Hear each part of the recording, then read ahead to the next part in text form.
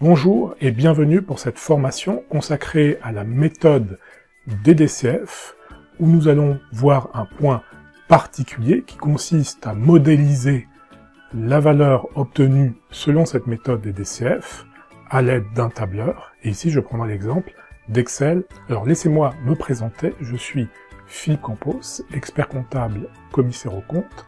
Je suis également expert près la Cour d'appel de Paris et expert près les cours administratives d'appel de Paris et de Versailles, notamment dans la spécialité évaluation d'entreprise et de droits sociaux, et je suis expert devant la Cour pénale internationale.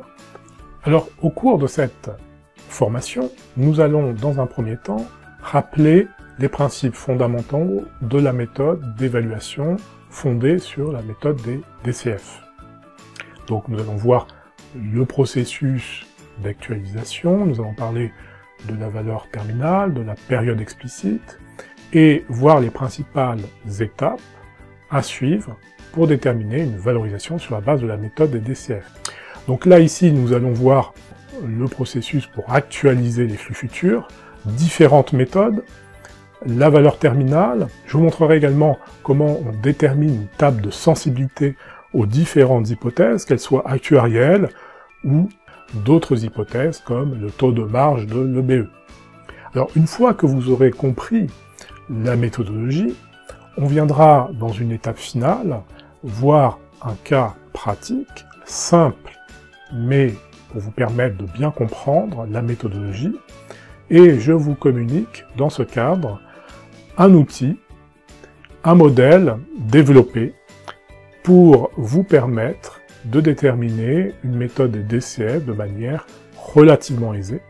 Bien sûr, c'est un document Excel, un outil qui a été conçu dans un but pédagogique, donc en suivant une certaine structure, et limiter également les risques inhérents à cette phase calculatoire. Et l'objet, c'est d'automatiser les process. Je vous montrerai comment cet outil, ce modèle a été développé, et vous pourrez, à la suite, justement, l'adapter à votre propre situation. Alors, à qui s'adresse cette formation? À des étudiants en comptabilité, en finance, une école de commerce, ou même des profils plus généralistes, comme les écoles d'ingénieurs, qui s'intéressent à ces problématiques liées à l'évaluation d'entreprise. Alors, pour ceux qui ont déjà suivi ma formation Initiation à l'évaluation d'entreprise, ça ne fera pas redondance. Alors, peut-être la première partie, qui est un simple rappel, que vous maîtriserez déjà, mais ici, donc la partie qui vous intéressera, c'est véritablement la phase calculatoire, puisque c'est véritablement une partie d'approfondissement de la méthodologie, et notamment pour vous faire découvrir et approfondir certaines méthodes et facilités que permet l'usage d'un outil puissant comme Excel. Et d'une manière générale, à tout professionnel, que ce soit expert comptable, conseil financier, qui peut intervenir sur une mission et qui souhaite disposer d'un outil de base qu'il pourra adapter selon ses circonstances, adapter le modèle, voilà, en fonction d'une situation. Voilà, je vous remercie de votre attention et j'espère vous retrouver bientôt pour cette formation.